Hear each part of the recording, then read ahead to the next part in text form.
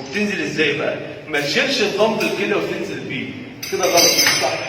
لان انت اصلا عمال تحاول ان انت ترفع الدمبل لفوق، هيضيع منك باور كتير جدا جدا جدا. الباور ده ممكن تستغله في عدتين او 3 عدات حتى. تمام؟ طب الصح ايه؟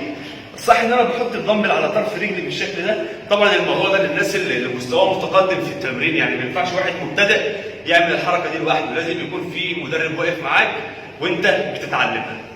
بتحط الدمبل على طرف ركبتك بالشكل ده وبترجع كده.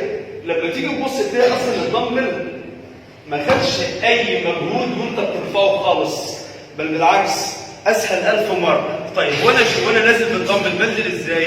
انا خلصت التمرين بتاعي بالشكل ده، خلصت ال10 عدات، بقرب ركبتي واخد الدمبل عليها كده. طبعا الموضوع محتاج تدريب مره واثنين وثلاثه، وتجرب في اوزان خفيفه مره واثنين وثلاثه. طيب هلعب انا بقى دلوقتي ضغط مستوى بدمبل 45 كيلو، وهوريك ازاي هرفع الدمبل على نفسي واقوم بيه من غير اي مجهود.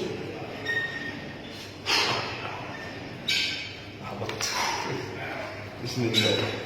ورايا كريم كده امام بس. هناخد الدمبل بالشكل ده كده زي ما قلنا.